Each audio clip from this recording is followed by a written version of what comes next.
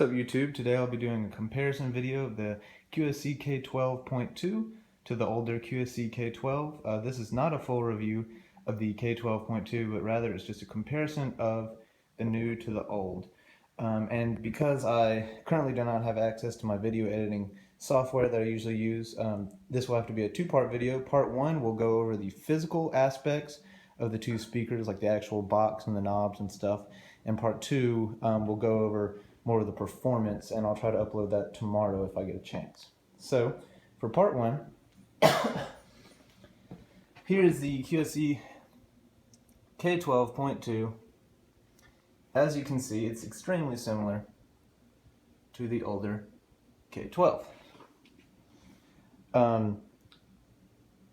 Physical box size wise, they are almost identical from the front. From the top, if you can see that, the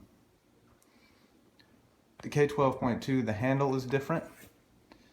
This one has a full metal enclosure, and then this one, the slopes are slightly different. Hard to tell when you're not in person, but all in, they're about the same. Now, one thing to note is the K12.2 actually has a screen behind it, some sort of cloth back there. I don't really know what the purpose of that is. Maybe it's to keep out dust and stuff.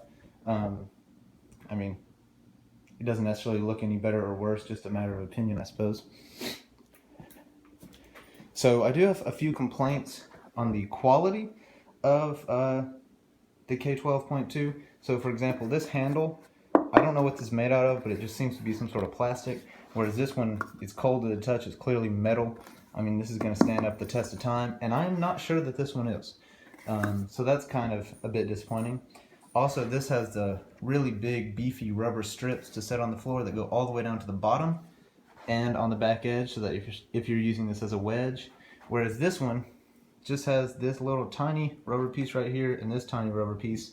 And I mean, look at these thicknesses of that versus this, and you also have nothing protecting the bottom of the speaker. So if I set it down like this, I don't know, it's gonna get all scratched up.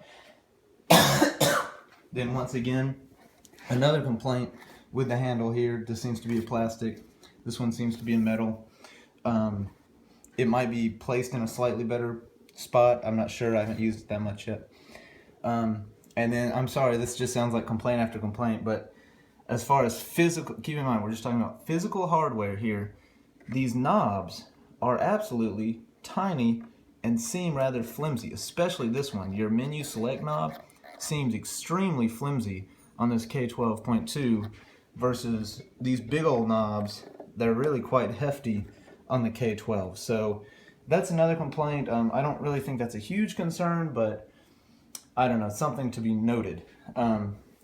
Now, as far as the side profile goes for these speakers, the K12 is significantly more slanted on the top, and so I think the K12.2 really got it right in this aspect, because when you used to stack the K12s, if you wanted to put it, say, like on a stage, but you know, on a subwoofer or something, you just want to stack two on top of each other, the K12s were about to fall backwards, and so they flattened them out. They're still slightly slanted on the 12.2, but not nearly as much, so I think that was a good choice. As far as the bottom of the speakers go,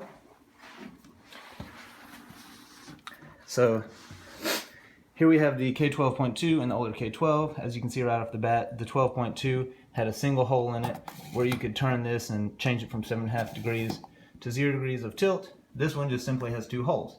Once again, I'm not sure if that was really the best choice, because if you've ever put a speaker on a stand, usually you can't see where you're putting it in, and you're blind in that aspect, and so just having one hole that you can set, to me, makes a lot more sense than having to try to guess when you're lifting this 90-pound speaker, you know, over your head, which hole it's going to go in. That's not great, in my opinion.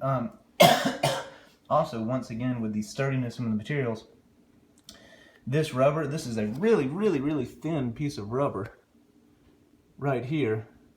I mean, that's barely going to give you any protection for the actual box itself. versus this like monstrosity piece of rubber right here that's solid 3 inches thick. I mean, you can drop this on the ground pretty much and it's not going to get hurt.